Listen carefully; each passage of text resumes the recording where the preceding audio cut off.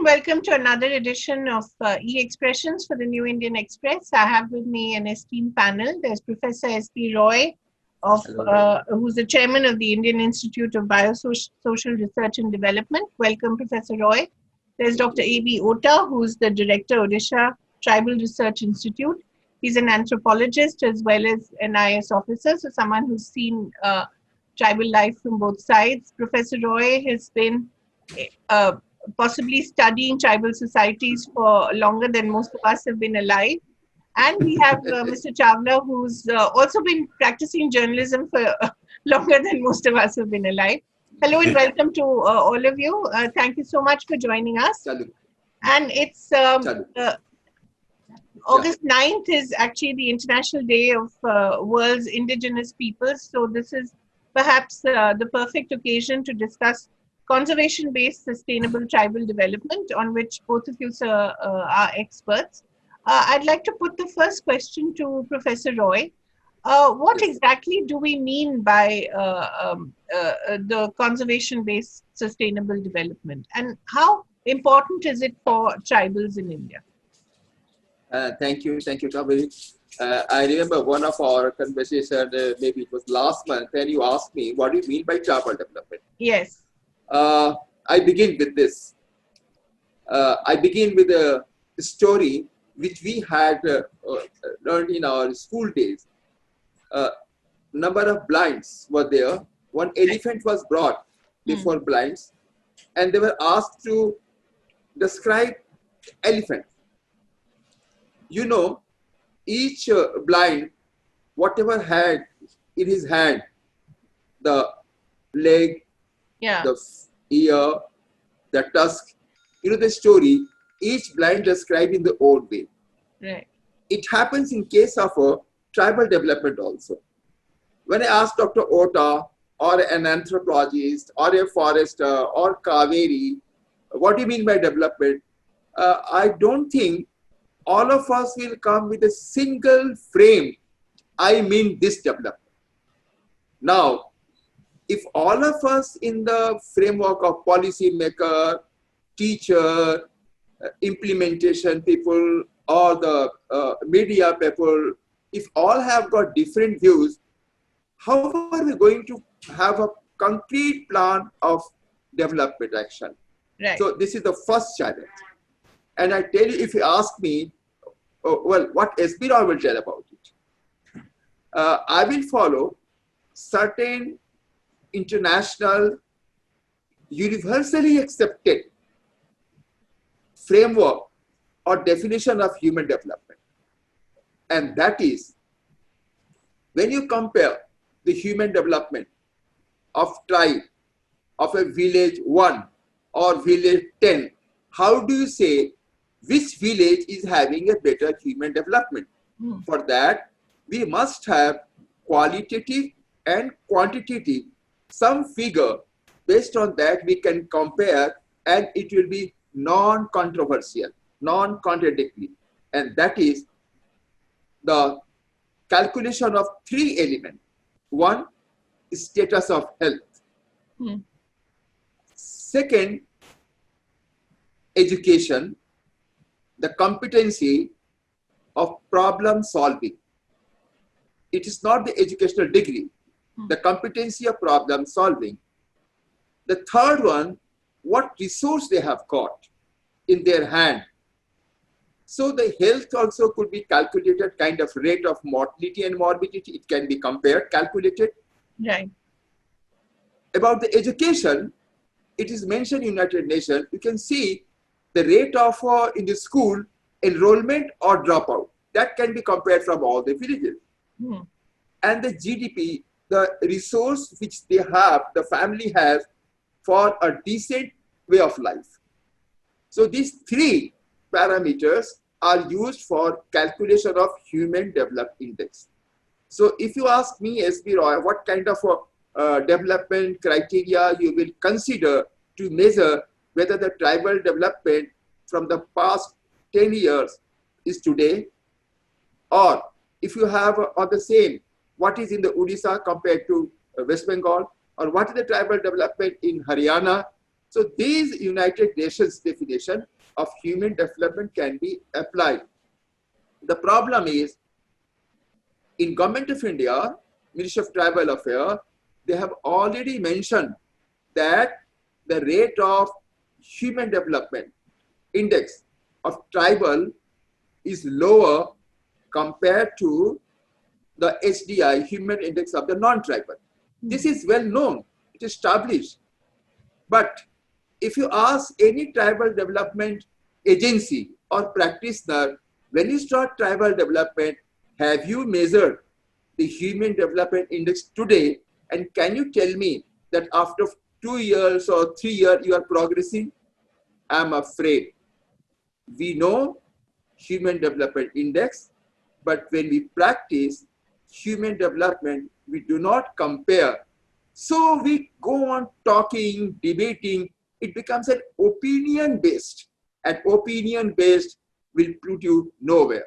So to me, Human Development Index of United Nations, which has been universally accepted, a development practice has to know it, calculate it, compare it, and then say, this is how we are going. So that is how I understand the human development. Thank you. Dr. Hota, I wanted to ask you, in this context, when you have the environment around tribals being denuded on a daily basis, as you said, the forest cover in India has declined, everyone knows that. So how can they practice their old sustainable way of life? It is impossible. Yeah, I would like to respond to you. You have asked a very pertinent question. I always say that, traditionally, tribals were dependent on forests for their survival. Right. But with the introduction of various kinds of schemes and programs of government, and because of inundation of forest, depletion of forest, the tribals are no more depending as much as they used to depend in the past. And when we talk of tribal development, tribal development can be seen in two ways. If, I'm just trying to give you a figure, that figure probably will justify where we are going to. As you know, in the entire country, we have 705 tribal communities, and tribals constitute 8.6% of the total population of the country.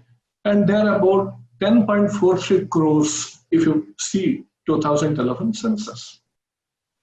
They are distributed in 215 tribal districts identified by Government of India, Ministry of Tribal Affairs, out of 593 districts that we have in the country. And we have as many as 627 tribal development blocks in the country, which means more than 50% population of these blocks belong to tribals. If you look at why I'm trying to say is that if you'd like to see what is the forest coverage of these tribal districts, when you compare it with the All India figure, you will find that as much as 59.3% of the total forest coverage of the country remains in the tribal, TSP districts or TSP blocks or tribal districts of the country. This indicates that tribals have a dependence, at least tribal stays close to the vicinity of the forests, and they are dependent on forest for their survival. Whether it is absolute dependence or it is a secondary source of income that supplements their income is a matter to be seen. But I can only tell you, in the past, they were more dependent, and now they are less dependent on the forest, precisely because the forest resources, which used to be very rich for the tribals to harness and sustain, has not been maintained as much as it used to be. That is the reason, the question comes, conservation-based sustainable tribal development. Well,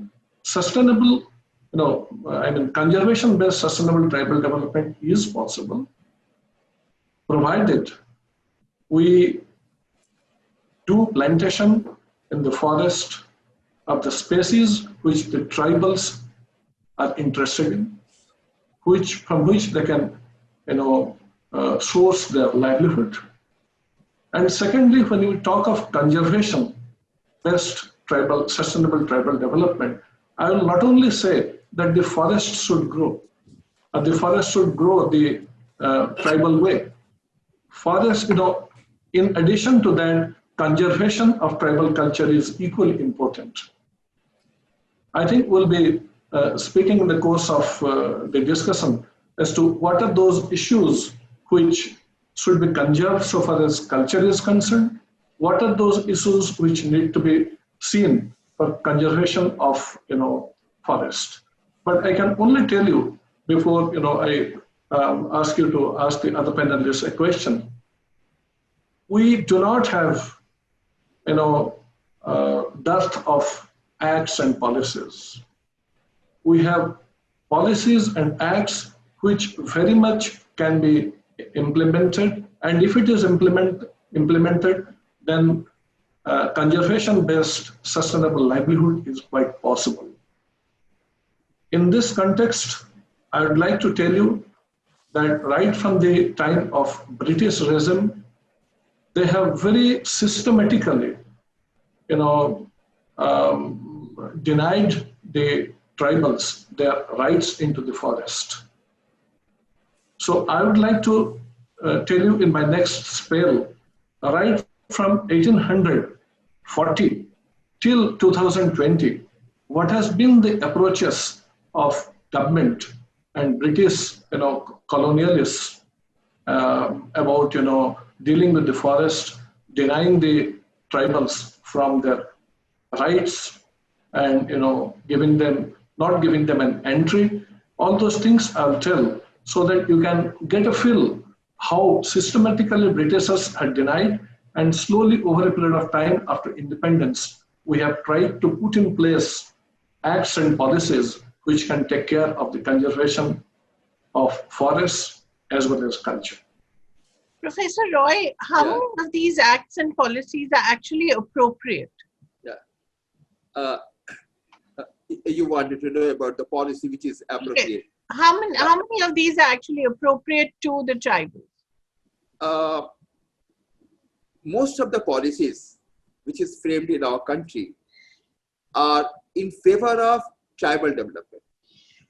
So there is no dearth of policy. Right. I'll tell one or two examples.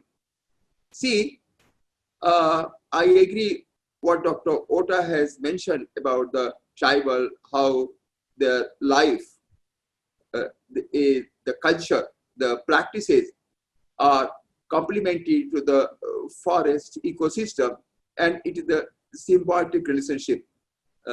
Without forest, the tribal cannot think, and without tribal, we cannot think of the forest. Is a interdependent.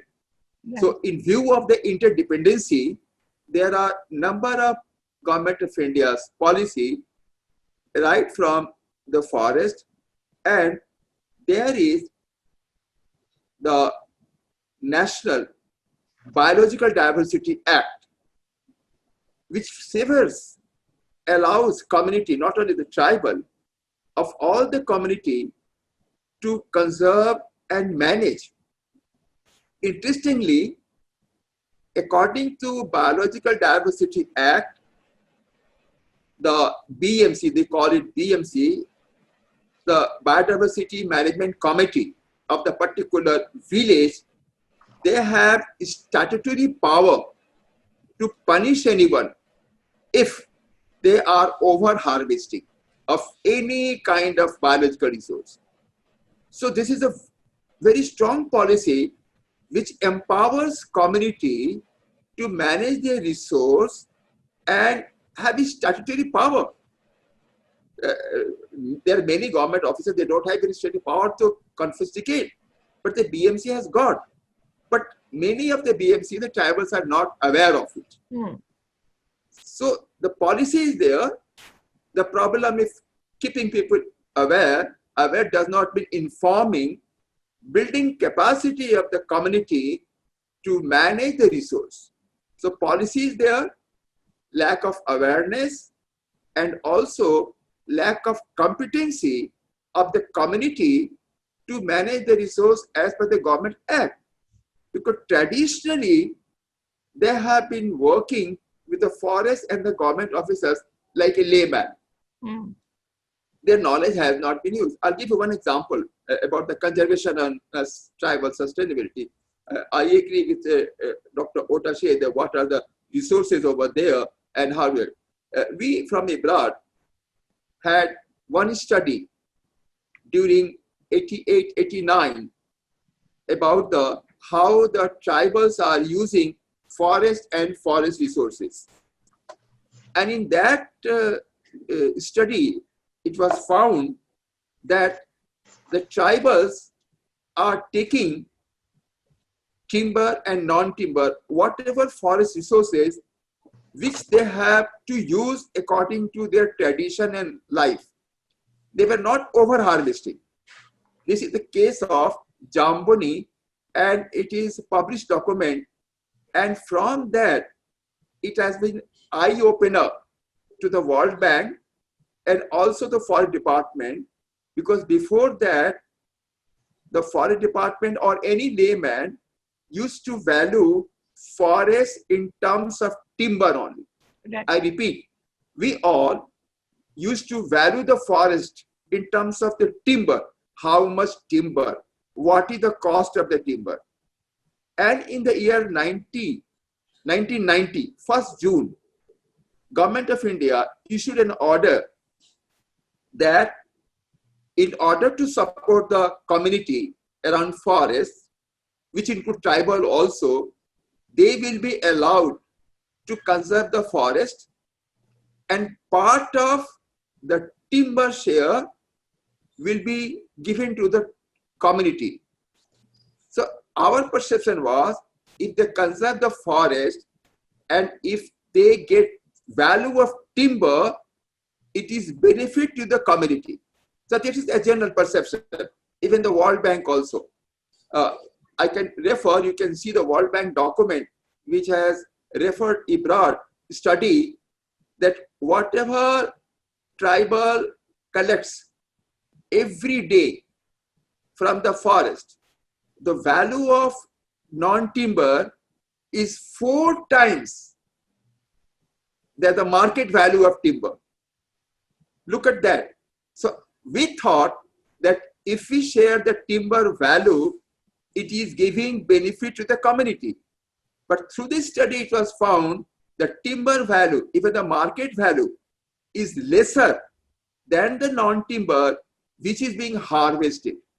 So that study revealed that we should allow Forest Department or others to conserve the natural biodiversity, what Dr. Ota was also mentioning, and the value of the forest will not be considered in terms of timber money, rather as a biodiversity as a whole.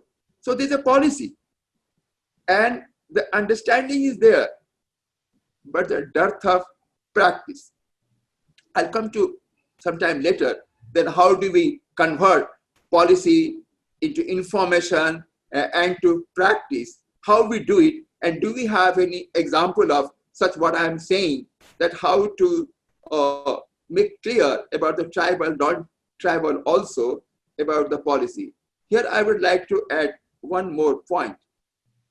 I shared with you that the value of, even in the terms of money, the value of forest, of timber is lesser than the value of non-timber. This is what I wanted to tell. Second point I wanted to tell you, that the community of there, they have their own traditional way of conservation of many plants, say mahua or butt. In our technical term, like a forester or any botanist, we call it keystone species. Keystone. That means one stone which holds the whole stone. So even if one mahua tree or people is lost, because of the loss of one tree, a chain of tree will collapse. So the tribal understand the value of one keystone species and how one keystone species is holding the entire system of biodiversity, which we do not know, which again we value a particular timber value.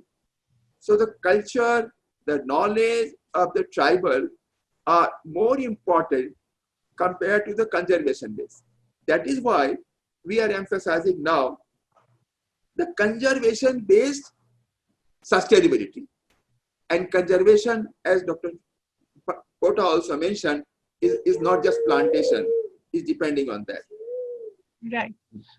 Dr. Hooda, may I bring you in here and talk about the kinds of practices that we can pick up from the tribal way of life, whether it's forest or whether it's medicinal, whether it's healthcare. What are the things that you have come across in your vast experience that actually can be mainstreamed? You see, I would like to put few good practices. Yeah. I think good practices will become a better example, of tribal development, the way you are asking, particularly conserving, conservation-based sustainable tribal development. I'll just try to tell you that, Government of India and Ministry of Tribal Affairs have come up with a very innovative scheme. That scheme is titled as 1000 Spring Initiative. 1000 Spring Initiative. You see, in tribal areas, there are many perennial sources of springs. The water of which is not tapped properly. If it is tapped properly, that can be used very meaningfully for cultivation throughout the year by the tribals, and even for safe drinking water as well. They have just started, but this is a very great initiative which can see conservation and also provide sustainable livelihood for the tribals. Is it at the national level or state level? This is a national level, covering the tribal states. They have identified 1,000 springs. Right. So those springs will be revived and they'll be channelized in a manner so that the water can be meaningfully used for the livelihood. The second important thing I must tell you, Professor Rai was also mentioning about minor forest produce. Anything said and done, the tribals are heavily reliant on minor forest produce from the forests. But when they sell it, they sell it normally in a very distressed price. Yeah. Which doesn't help them really if you look in terms of the kind of labor that they give. Government of India, again, I'm saying about Government of India, which we in Odisha also is practicing, and definitely it must be practicing elsewhere. They have done a one-stop solution. What is that one-stop solution? This will be Bandhan Kendra. Bandhan Kendra. In Bandhan Kendra, the value addition can be done. The marketing of MFP can be connected. And it will be a one-stop kind of a solution. Their minimum support price can also be provided to the tribals, the MFP which they have collected.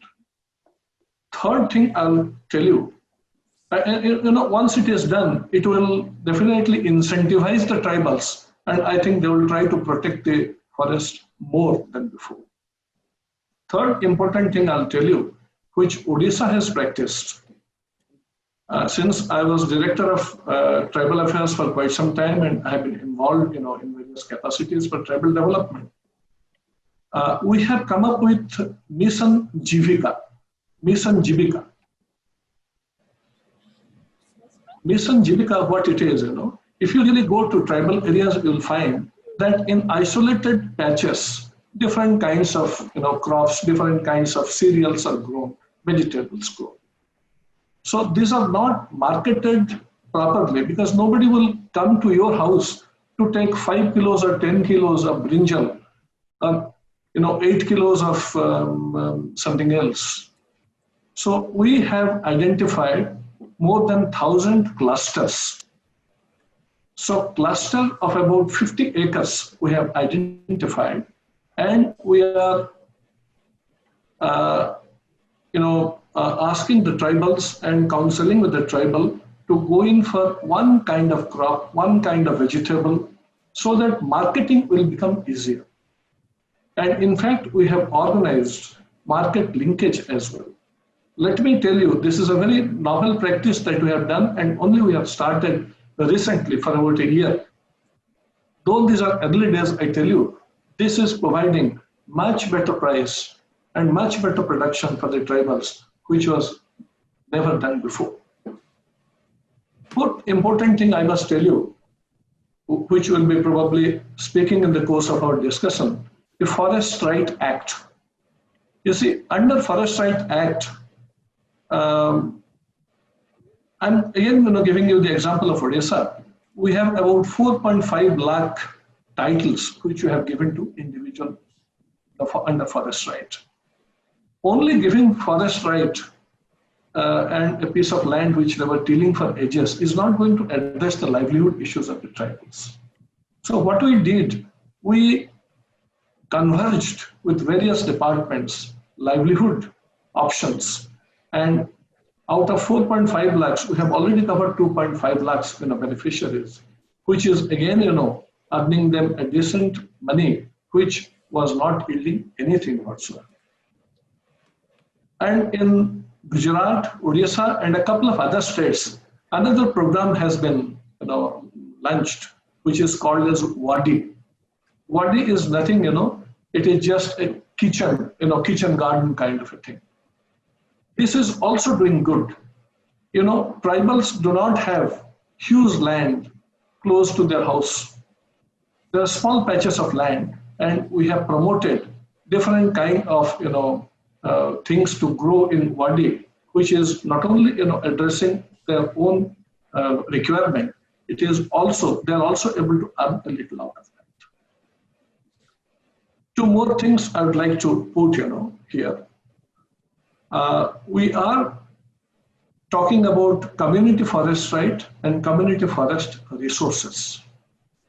You see, these are two such things under the Forest Right Act, which once settled will provide the community huge chunk of land, and they will have, title. The community will get, title over that, and they can literally do any kind of conservation that is suitable to them, and that can earn, very good money. But the sad story is that if you look at CFR, if you look at community forest resources and habitat rights for the particularly vulnerable tribal groups, it has hardly been achieved. Only about 6% of the total potential land that will come under the CFR, CFRR, and habitat right has been settled. Once this is settled, this will do very good.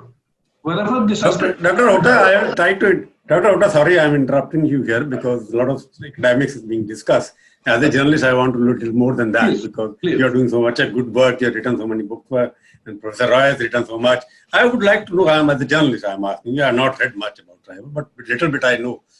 Let us go into the sociology of it. Tribal, you are treating tribal as a sociologist group or some kind of a geographical group. Because when you talk about sustainable and you are a conservative, all that, it applies to certain geographical area. Because about, what you say, 50% of the population tribally concentrated on only 90 districts of India. 40% of them live only in Northeast. So when you talk about tribal development as a concept, first I want to know what is tribal. Is it a geographical concept or is it a sociological concept? Only then you can go forward, okay, we have to develop. If you identify geography, then it is easy to develop. Tribal integration is important or tribal development is important? Professor Roy, because it's... Yeah.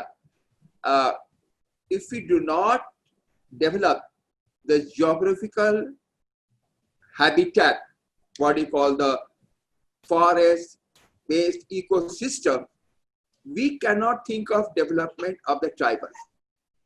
Tribal and the geographic, what you call geographical, we may call it forest ecosystem, they are interdependent, symbiotic. So that has been the problem in our development. You have raised a very relevant point. We think of tribal as a part and geographical ecosystem another part. Unless we understand the relationship between the part and whole, we cannot address the issue of a system. If you think of treating my heart but ignore my body, it cannot be. So tribals are like it is a part of the whole ecosystem, and any kind of development plan has to be in terms of development of the tribal as well as the ecosystem. And another point which you have very importantly mentioned about the percentage, the ratio of the tribal and the land, the ratio of the tribal and the land, the tribal forest ecosystem, the geographical area is shrinking. If you see the Forest Survey of India report, of course, in last 2-3 years, it has been a bit increasing, but that has increased outside the forest, green cover. Inside, as Dr. Ota has also mentioned, it has not been increasing, but the tribal population is increasing. Dr. I'm raising another question, right. Because I'm raising a question of tribal development. When you develop 40% of its northeast population is tribal, if you develop the entire northeast in a homogeneous way, they will also get developed. Then there is another question, Dr. Ota, I want to ask him, because then you're talking conservative-based sustainable development. Forest and tribal, there is a conflict. There is a conflict between tribal. You don't want forest to be cut. You don't want, even the Supreme Court judgment says, if you grow a grass, that becomes the forest. So if you are going according to that judgment, if there is a grass on your plot in tribal area, if you cut that, that is a forest, that will be taken over by that. In that kind of a conflict, when the tribals are being denied their right to cultivate or exploit their own land, where you get the development, you have to bring them out of the forest, only then they can develop. That's right. Are you suggesting tribal development lies only bringing the integration of the forest, bringing them out of the forest, because forest cannot be used for economic activity?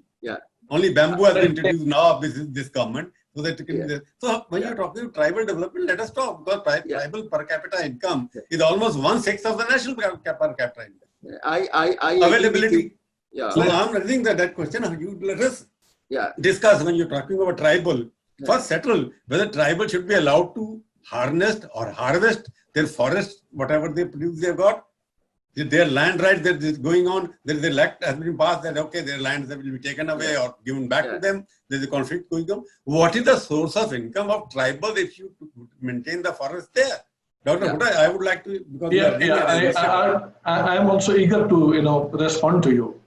Let me tell you, I have told at the beginning. Let me repeat it. You see, we have acts. We have very powerful acts. We have 3 very powerful acts which are not, implemented sensibly. If these are implemented sensibly, which tribals have a right to, it is a question of right. It's a question of entitlement, no favor. They're not asking you for a favor. If you look at the 1980 Forest Conservation Act, it very clearly gives permission to the tribals to harness, whatever is there in the forest, not by cutting the timber, but by taking the produce. It very clearly says that whatever you say is generated from there should go to the tribal first. And when you talk of 1996 PESA Act, Panchayat Extension to Scheduled Area Act 1996, it puts a further stamp on that. It gives, it empowers the Gram Sabha to take a decision how to use the minor minerals, the minor forest produce, and all that. So I'll just come to that. Sorry to interrupt, Dr. Ota, but the fact is that the tribals don't have rights to the minerals. That has been one of the biggest issues, especially in states like Jharkhand, which are so mineral rich. Now, I'm coming to that. The very pity thing is that, if you really look at all these acts and provisions, the PESA Act is the most powerful act. But very sadly, though it has been promulgated in 1996, today is 2020, 25 years have passed by. Union government is yet to come up with a rule to support it. Without a rule, an act becomes, inoperative. Once the rules are, announced by Government of India, which I wish it should come very quickly, probably, and with the Forest Right Act, strong Forest Right Act, which has been, designed to undo the century-long injustice that has been done to the tribals. I think it is quite possible. And if it is implemented in letter and spirit, all these acts are entitlement for the tribals. There is no mercy. The implementation is in the hands of government. Let me tell you very honestly, so far as FRA Act is concerned, we in Odisha, we are number one in the country. I boast of that, you see. Odisha could do it. Odisha is also a tribal state having 62 tribal communities and 13 villages. If Odisha could do that, others can also do that. We have gaps, I don't say no. But then if Odisha can do that with the same provisions, why other states cannot do? Why Jharkhand, Mr. Chawla was saying, Chhattisgarh cannot do? They can also do it. We have policies and rules, acts in place, but we have to implement it. Professor Roy, what is lacking there? Is it mere political will, or is it just greed? No, first of all, as I mentioned in the beginning, is the issue of the perception. If you ask any politician or bureaucrat, don't you want the conserved forest or don't you want the tribal development? What happens is a very interesting question. What happens? The forest ecosystem has to be conserved. Conservation does not mean preservation. Preservation and conservation, these two are different. Conservation means you nurse the forest and harvest it.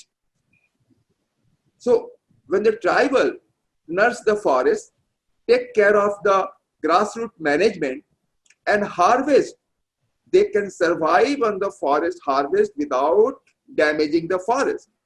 If you see the history, the harvesting of the timber has been done by the major companies, the corporates, and also for the commercial use. Tribals are often used by the commercial as a laborer to cut and the load on that. But if you see the natural culture of the tribal, it does not allow for timber harvesting and truckload. Truckloads are done by the tribal only when they are used by the labor. So, you're making a very fundamental issue. Now there is a conflict that if tribal are not allowed to load the truck, they're not allowed to cut the tribal. Now you're talking about development. Let us go back to the definition of development of tribal.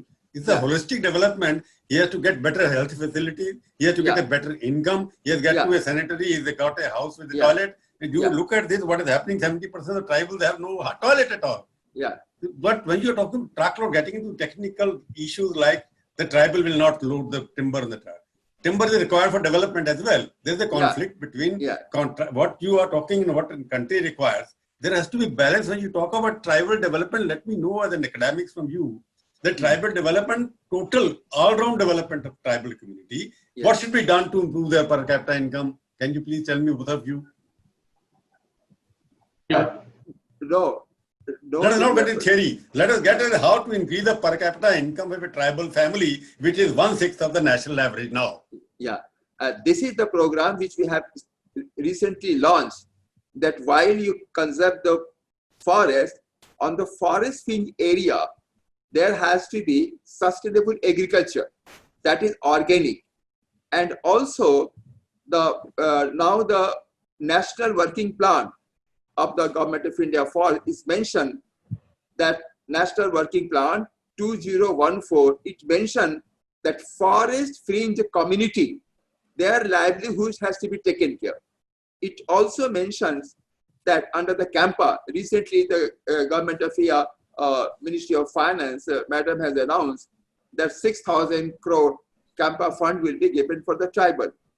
So that will be used for agriculture, fishery, farming, and also horticulture. So this is the natural interdependent of the system, how the forest will be also conserved and how they will have income. Not only that, such kind of approach will improve the environmental system, which will help for the tribal as well as for the non-tribal also. Dr. Hota, I will ask you, Yeah. he said that he made a very important point. I will ask you Yeah. because you are implementing policies on the ground. Yeah. I want to know how the Odisha government has done so that the tribal population has more money in their hands without disturbing the natural habitat. Absolutely. Odisha is again an example, a very good example of, a project called OTELP, Odisha Tribal Empowerment and Livelihood Project. It has identified 30 most backward tribal blocks of the state, and with the funding of IFAD,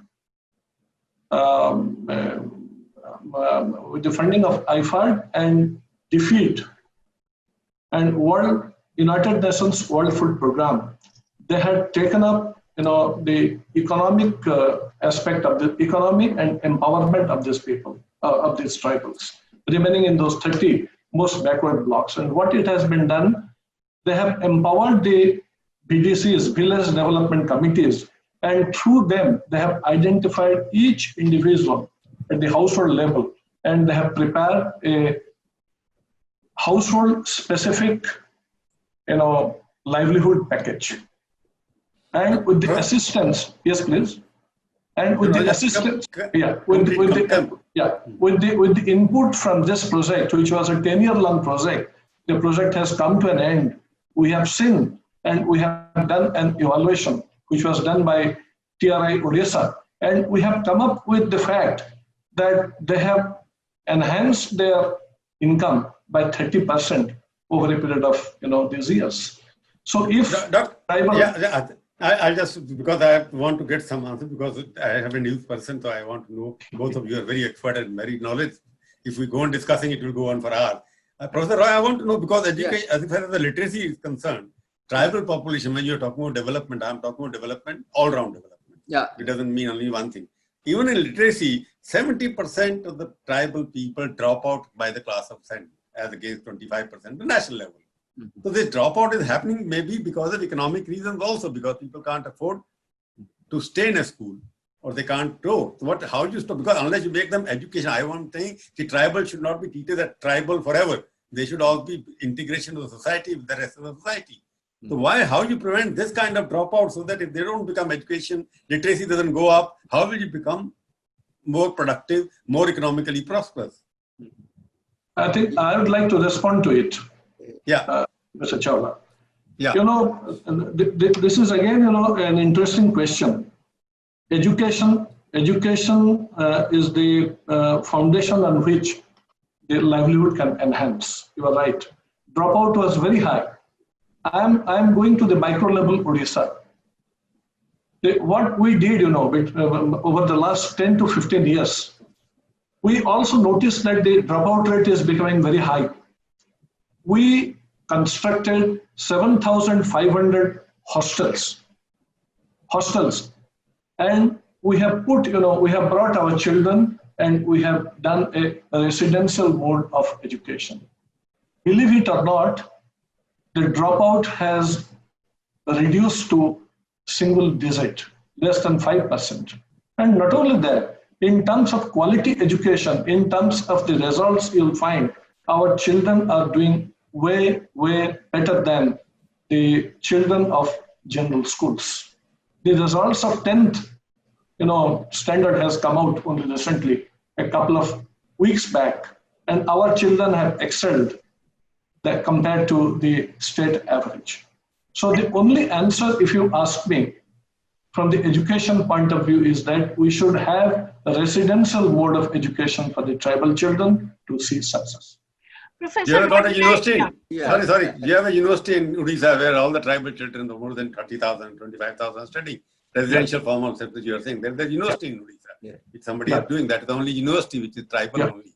Yeah. Yeah, Professor Rai. Yeah. Yeah, she's asking something. Yeah, Professor Roy, I just want to bring you in here and talk about this kind of development. Now, what happens is that you're actually preparing tribals to, in a way, become migrants and workers outside the state.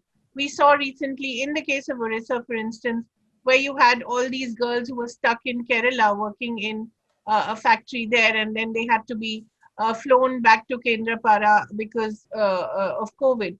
Now, in such a situation, there is a kind of disjunction between what the culture that their parents are used to and the culture that they get accustomed to. And then there becomes a divide. And how does that kind of development, the educated migrant tribal and the uneducated migrant families that remain, how does that pan out? A very interesting question. It's not for this discussion only. The whole world is struggling about the understanding of development. What do you mean by that? Yes. I have some perpendicular thinking about that. Last time I told Kabir. By extending road, residential school, providing school uniform, bicycle, books is one way. Yeah. To me, we have studied in Birhor and other tribal. Most of them, they study half-heartedly. They have given in Hazaribagh, in Saranda, we are working, and in many places, Birhor, and they were given Pakka house. And they were also given source of water.